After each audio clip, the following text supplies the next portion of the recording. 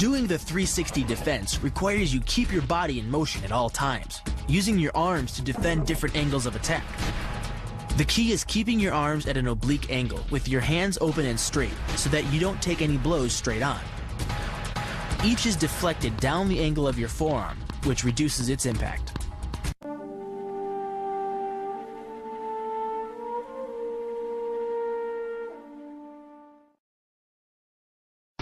The kick's power comes from the torque generated by the rotation of the hips. It's the same principle that cracks a whip. Turning the hips just a few degrees forces the foot to travel a much greater distance and creates a lot of speed as it does. The longer the leg and quicker the rotation, the faster the kick. And unlike karate, Muay Thai fighters are also taught to strike with the hard bone of the shin. A Muay Thai kick can generate roughly the same force as a baseball bat, enough to crack a rib or a leg.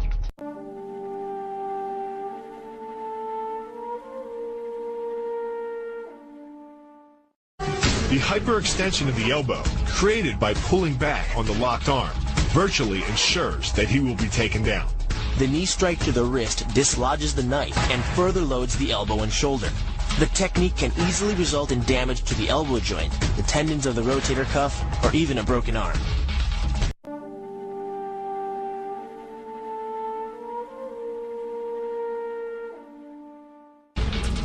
First, the opponent's arm works as a lever to optimize your control. Second, your own back serves as a pivot point for the throw. The strength and stability of your back allows you to throw a much heavier opponent than in a move that requires you to lift him.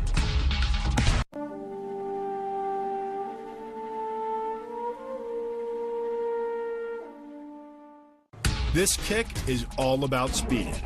The further the foot travels, the greater its acceleration, and the more dangerous a weapon it becomes.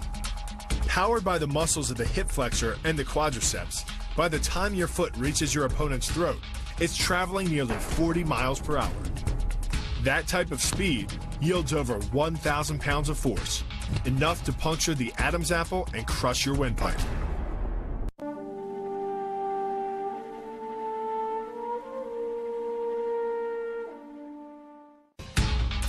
But the real damage from the knee bar doesn't come from gravity. It comes from leverage. Once the knee is locked, your hips act like a fulcrum, and his leg acts like a lever, multiplying any force you apply. So even though the ligaments and tendons around the knee can sustain 1,700 newtons of force, the knee bar can load a lot more than that, enough to completely destroy the joint.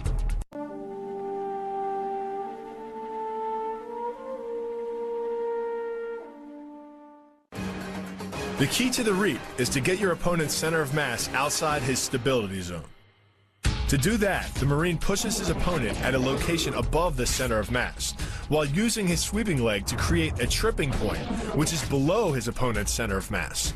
Once the loss of stability has occurred, gravity does the work, and the damage.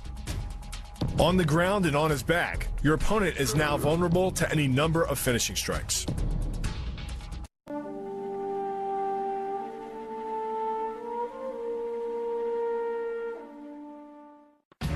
Starting from behind his opponent, the Marine wraps his arm around the enemy's neck and forces his elbow beneath the chin.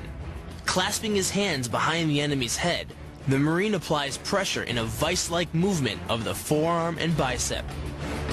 Working much like a nutcracker, your forearm and biceps apply pressure to your opponent's carotid arteries.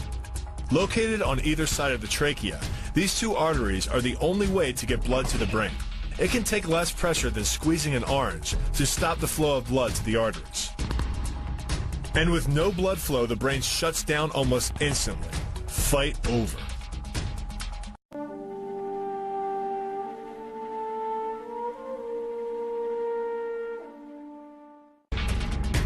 It's aimed at the largest gland in the human body, the liver.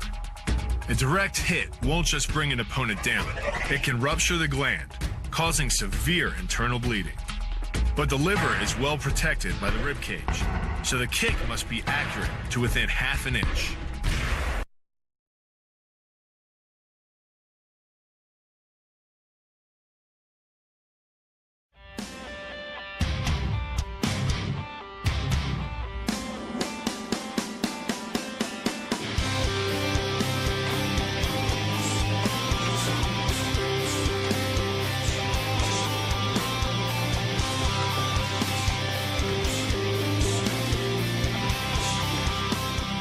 this situation, we create like a discussion with the partner. I use this for like a provocation. He attacked to me. I use the same moment for manipulation. How catch the leg, how manipulation now the body like a shield, counter the wall, control the wall, in the same moment control all the area, catch the leg, and broke the leg.